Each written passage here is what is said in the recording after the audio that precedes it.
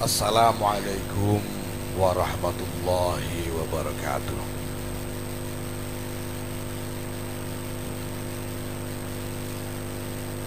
Alhamdulillah wa syukurillah. Wassalatu wassalamu ala rasulillah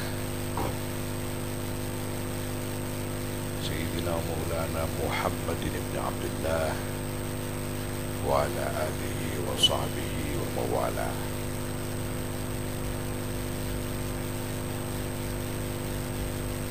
Amma ba'd. Sadatul afadil, ulama'ana al-ajilla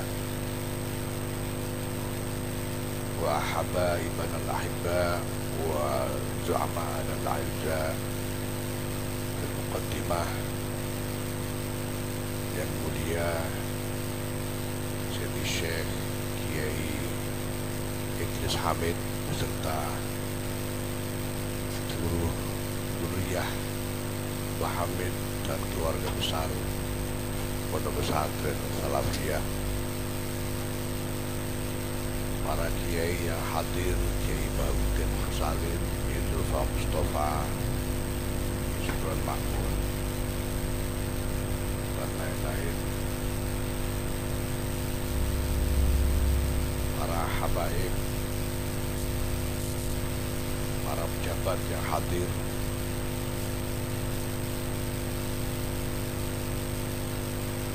Wali Kota Pasuruan merangkap Sekjen PBNU, Terades Haji Saifullah Yusuf. Ya, saya memang tahu sejak awal beliau sudah menjadi Wali Kota Pasuruan, tapi tetap saya minta menjadi Sekjen PBNU. Karena saya dari awal juga tahu bahwa Gus Ipul nyalon dan menjadi wali kota ini cuma tombol nganggur saja, supaya ada pekerjaan yang beneran. Saya minta menjadi sekjen.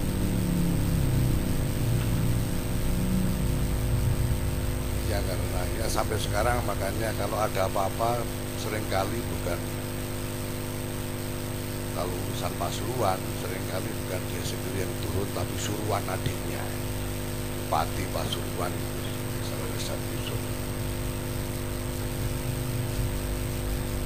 Memang enak hari ini Eko ini bisa kakak beradik jadi wali kota sama bupati.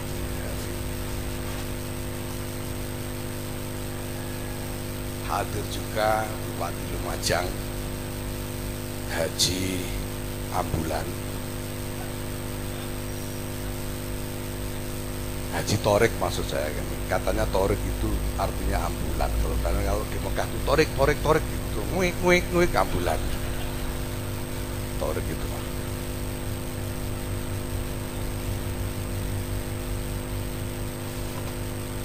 Bapak Ibu, para kiai, hadirin sekalian yang saya hormati, saya ingin memanfaatkan kesempatan untuk melapor, menyampaikan laporan kepada panjenengan semua sebagai para pemegang saham Jam'iyah Nahdlatul Ulama ini, tentang apa yang sekarang dikerjakan oleh pengurus besar Nahdlatul Ulama sebagai lembaga eksekutif dari Jam'iyah Nahdlatul Ulama ini. Singkat saja bahwa saat ini pengurus besar Nahdlatul Ulama sedang mengembangkan suatu cara kerja, suatu tata kerja, dengan pertama-tama membalikkan cara berpikir kami tentang Nahdlatul Ulama. Bapak Ibu sekalian yang saya hormati, Nahdlatul Ulama ini sudah berkembang menjadi luar biasa besar sekali, sangat besar. Jadi kalau Kiai Idris tadi menyebut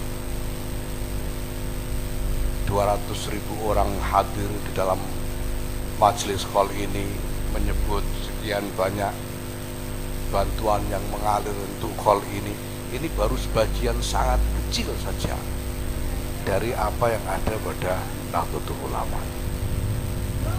Beberapa waktu yang lalu saya sering mengutip satu hasil survei yang menyatakan bahwa orang yang mengaku sebagai orang NU secara terang-terangan itu ada 50,5% dari seluruh penduduk muslim di Indonesia ini. 50,5%. Itu adalah hasil survei tahun 2018.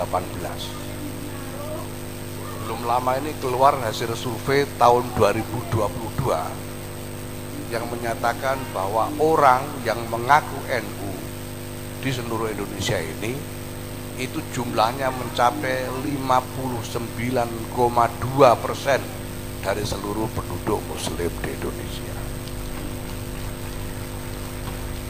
Jadi monggo dihitung sendiri, kalau 59,2% dari sekitar 250 juta itu berapa? Besar sekali. Nah, dari dulu sebetulnya kebesaran NU ini sudah disadari. Karena begitu besarnya ini, maka menjual NU itu mudah sekali. Pasti lakunya. Pokok asal ngaku NU aja, pasti laku. Gampang sekali menjualnya karena begitu besar dan begitu berharga NU. Sehingga kalau kita berpikir tentang warga NU yang begini besar ini sebagai aset itu ya bondo lah. Ini luar biasa berharga. Maka sebetulnya ya, kalau tadi Kiai Idris menyebut 6,5 miliar masih kurang, itu sebetulnya masih bisa lebih banyak lagi gitu ya. Tinggal nanti minta dikenalkan ke saluran yang tepat oleh Wali Kota Pasuruan supaya gampang. Karena pasti mudah dan sudah terbukti berkali-kali sampai hari ini mudah sekali menjual NU. Cuma masalahnya kalau mau dijual ini harga pantasnya berapa, itu masalah. NU ini kalau mau dijual harga pantasnya berapa? Kalau cuma 6,5 miliar rupiah jelas sangat terlalu murah. Kalau cuma 5-6 triliun masih jauh terlalu murah.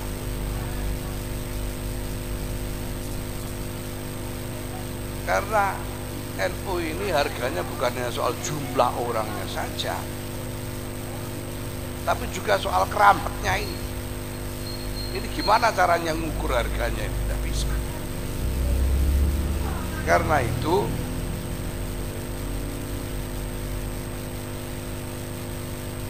terlalu riskan kalau kita berpikir tentang NU sebagai aset. Riskan itu artinya ya ada bahaya besar di situ kalau kita berpikir tentang NU sebagai aset. Jangan sampai NU ini sebagai aset kita hargai dengan harga yang jauh di bawah harga yang seharusnya. Karena ancamannya gawat. Jangan sampai kita ini ikut-ikutan tabayuk bilainah, dagang rugi, belinya mahal, jualnya murah. NU menjadi begini besar, ini dibeli dengan mahal sekali, Apa yang dilakukan oleh para pendahulu kita itu tidak bisa diukur dengan nilai duniawi apapun, begitu mahalnya. Bentar lagi di hari santri, kita tahu apa yang terjadi pada 10 November 1945 dengan adanya resolusi jihad. Sampai hari ini tidak ada laporan berapa nyawa sudah terbuang di dalam perang revolusi 10 November itu. Karena tidak terhitung. Inggris itu pergi bukan karena kalah. Sekutu pergi dari Surabaya itu bukan karena kalah. Karena apa? Karena gila. Gila, ini orang ditembaki mati kok masih maju terus. Itu kayak sampean dirubung coro pirang-pirang itu. Lama-lama gila sendiri pergi, bukan karena kalah. Betapa besar pengorbanan yang sudah diberikan. Nah, maka tidak tepat kalau kita melihat kebesaran Nahdlatul Ulama ini sebagai aset. Maka yang sedang kita bangun sekarang, kita ajak kepada seluruh jajaran pengurus Nahdlatul Ulama ini untuk melihat Nahdlatul Ulama ini sebagai tanggung jawab. Bahwa ini semua harus menjadi tanggung jawab dari para pengampu Jam'iyah Nahdlatul Ulama.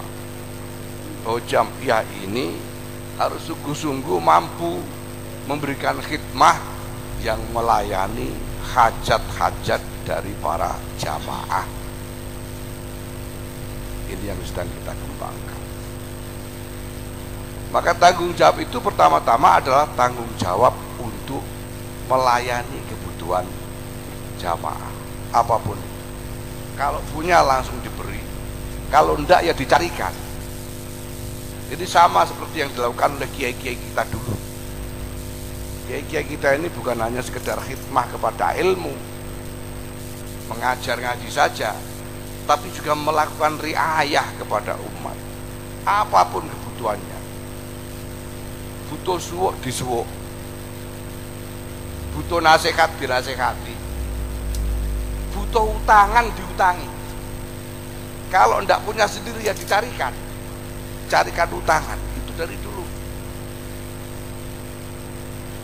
wadifah dari kiai-kiai kita. Nahdlatul Ulama harus mampu sebagai Jam'iyah menjalankan peran yang sama, tanggung jawab riayah kepada jamaah. Yang kedua, tanggung jawab terhadap negara, bahwa Nahdlatul Ulama bertanggung jawab untuk memelihara negara ini supaya menjadi baik dan tetap baik, seterusnya baik. Karena NU ikut mendirikan Negara Kesatuan Republik Indonesia ini.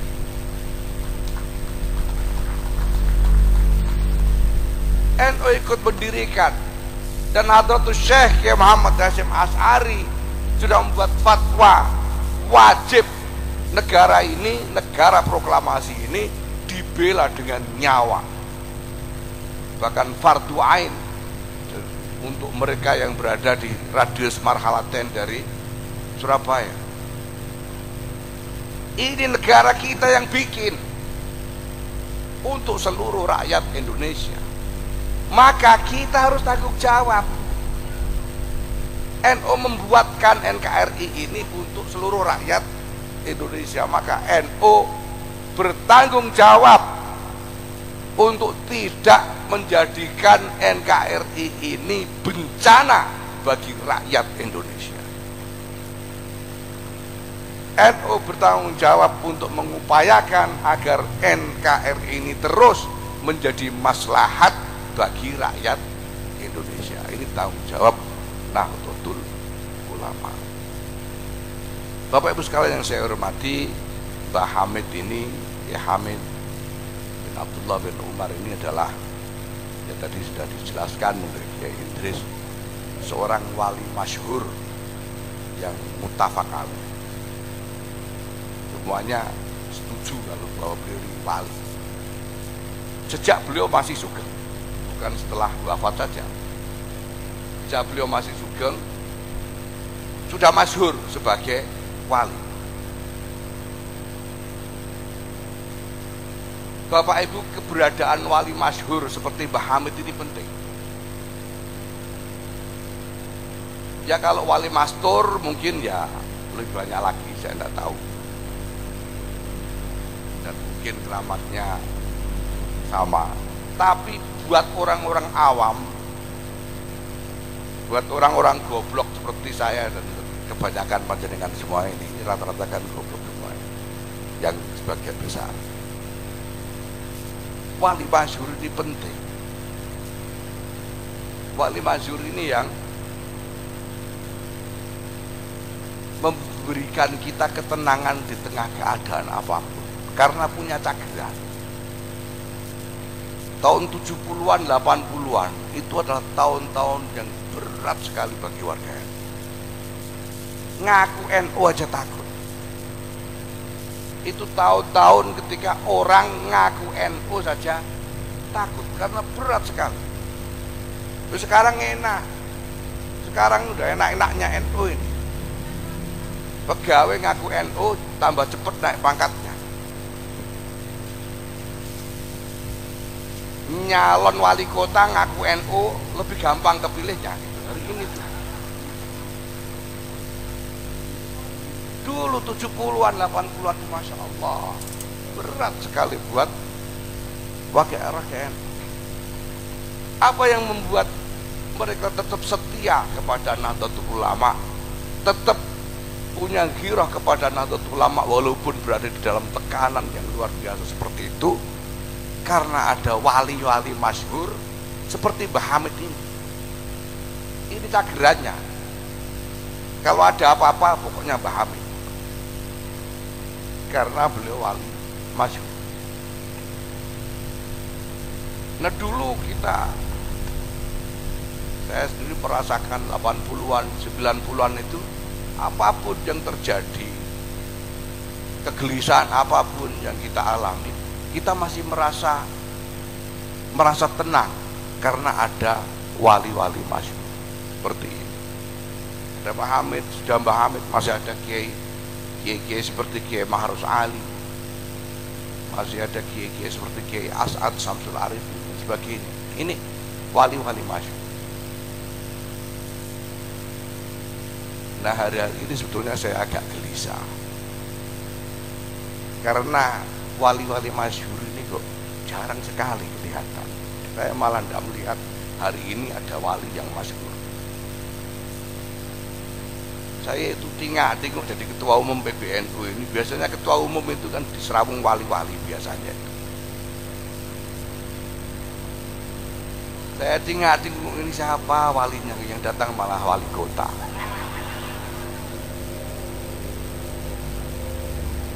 Ada lagi yang berhubung banyak itu sekarang itu malah dukun-dukun. Kalau ndak tahu wangsit tahu jimat.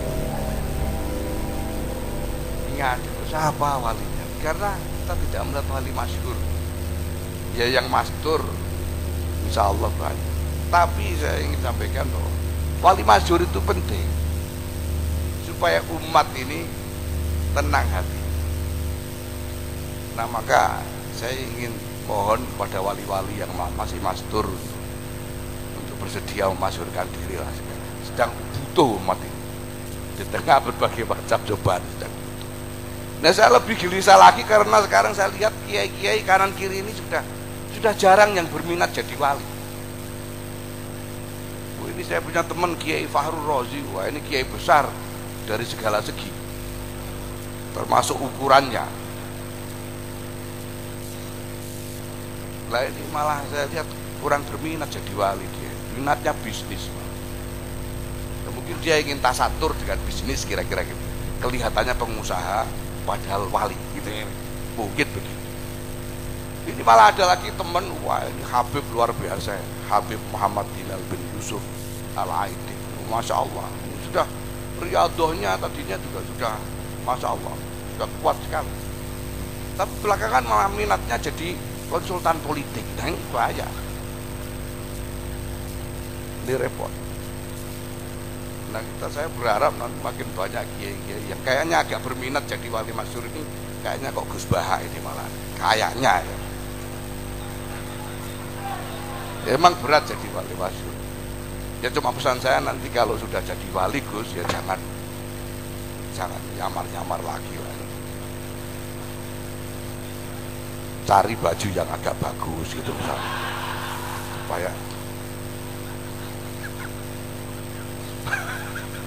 Supaya makomnya itu kelihatan orang banyak. Nah ini mudah-mudahan kita semua. Tapi untungnya apapun juga wali-wali kita ini seperti Pak Hamid ini kelihatannya tidak ada, padahal masih ada. Untungnya. Ya, tahsabuhum amwat bal ahya inda rabbihim.